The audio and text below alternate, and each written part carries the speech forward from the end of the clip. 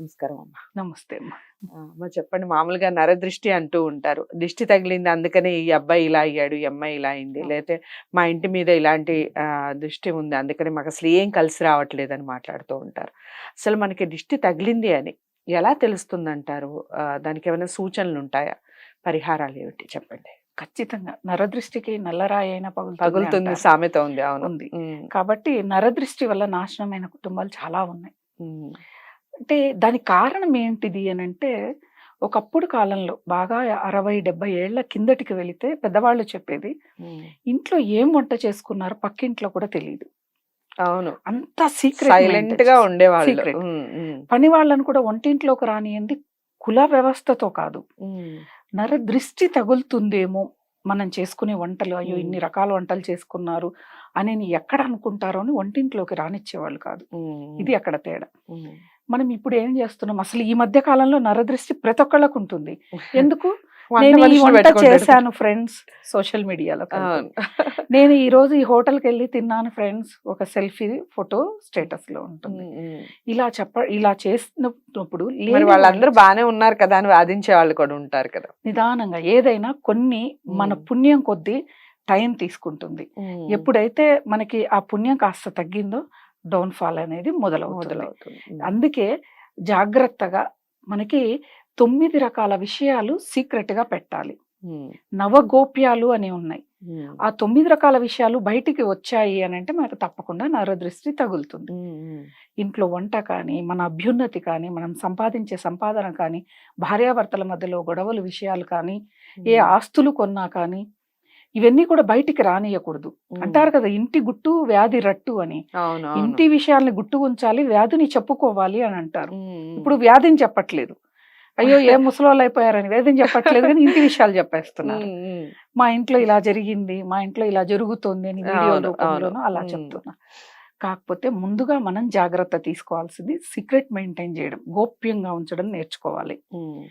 సరే, కొన్ని గోప్యంగా ఉంచలేం. ఇప్పుడు నగ కొన్నాము వేసుకొని వెళ్తాం కదా, చీర కొన్నాం కట్టుకొని వెళ్తాం, కారు కొన్నాం అందరికీ తెలుస్తుంది, ఓ ఇల్లు కొన్నాం ఆహ్వానం చేస్తాం అందరూ వస్తారు. ఇవన్నీ మనం సీక్రెట్ గా పెట్టలేం. కాబట్టి ఇలా జరుగుతున్నప్పుడు అంటే ఏం జరిగితే అంటే ఇంట్లో చీకాకులు గొడవలు ఉంటాయి, నరదృష్టి ఉంటాయి. వంట చేసిన రుచిగా ఉండదు, ఎంత బాగా ఎంత ప్రయత్నం చేయని రుచి అనేది రాదు నరదృష్టి ఉంటే. అలాగే ఇంట్లో మనం ఎంత ధూపం వేయి, ఎంత మంచి అగరబత్తీలు వెలిగించు, సువాసన ఉండదు. కొంచెం బ్యాడ్ స్మెల్ అనేది స్ప్రెడ్ అవుతూ ఉంటుంది. అనారోగ్య సమస్యలు.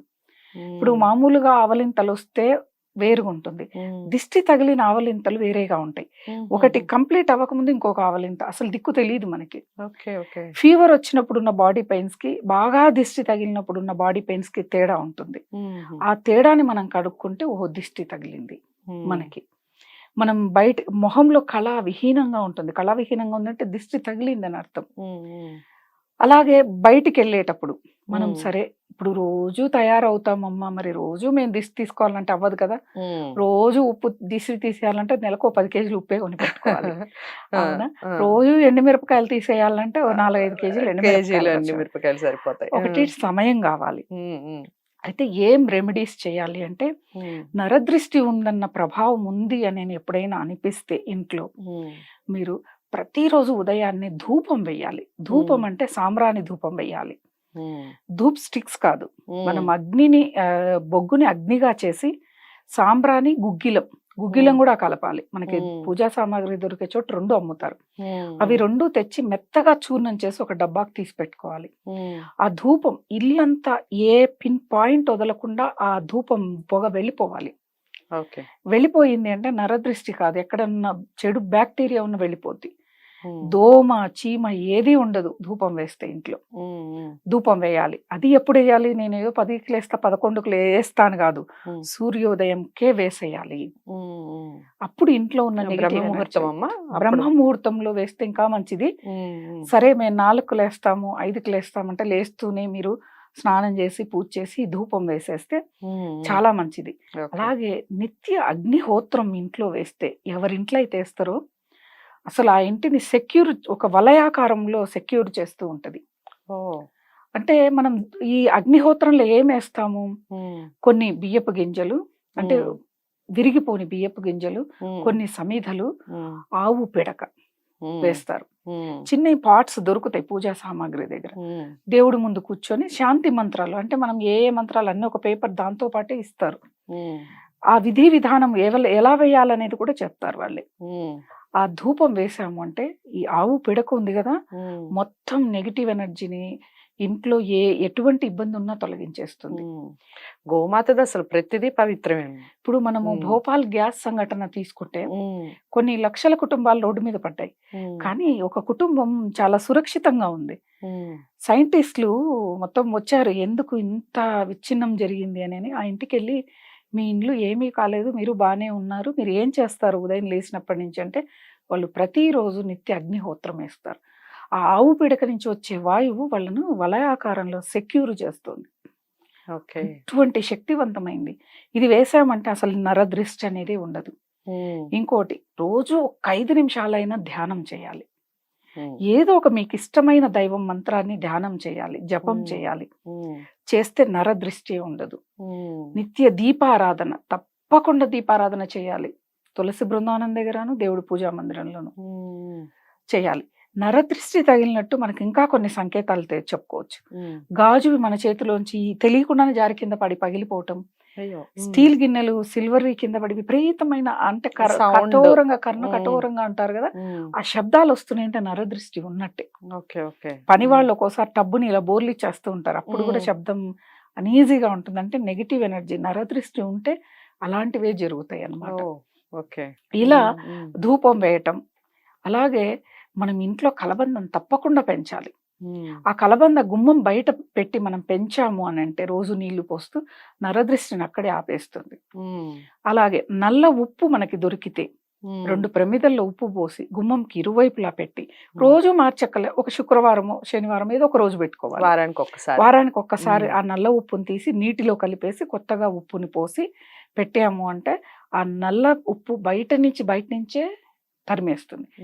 ప్రధాన ద్వారం అంటే మన మెయిన్ డోర్ చాలా శుభ్రంగా ఉండాలి. పసుపును పూసి కుంకుమతో పూజించాలి. ఇంటి ముందు ముగ్గు ఉండాలి. మనకి ఏదొచ్చినా ప్రధాన ద్వారం నుంచే లోపలికి వస్తుంది. ఇవన్నీ ఉండటంలో ఆగిపోతుంది, వెనక్కి వెళ్ళిపోతుంది. అలా చేయాలి. అలా చేస్తూ, అసలు నరదృష్టి అమ్మాయిలకి తగులుతోంది అంటే ప్రధాన కారణం బొట్టు.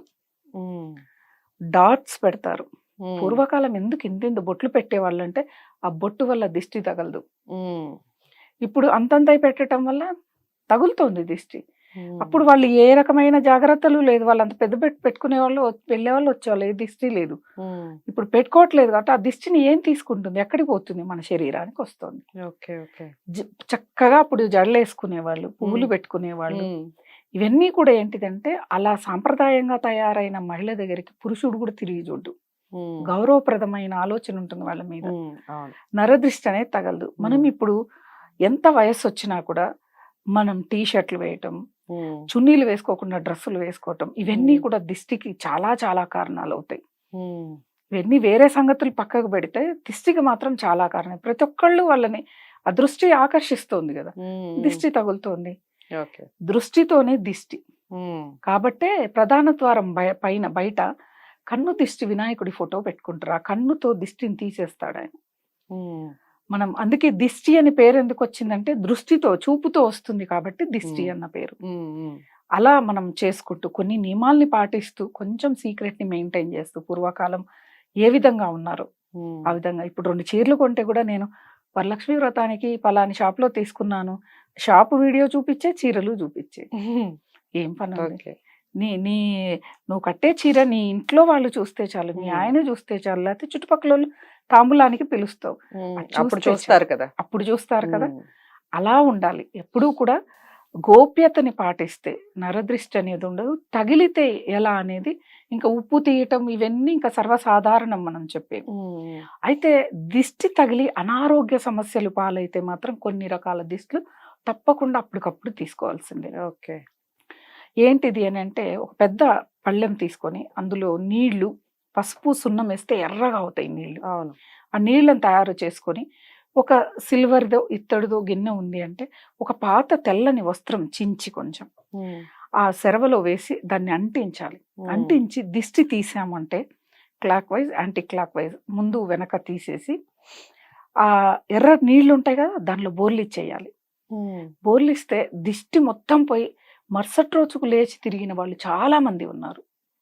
అద్భుతంగా పనిచేస్తుంది. దీన్ని కుండ దిష్టి అంటారు. పూర్వకాలం కుండల్లో తీసేవాళ్ళు. ఇప్పుడు సెరవలు వచ్చాయి, సెరవ దిష్టి అంటున్నారు.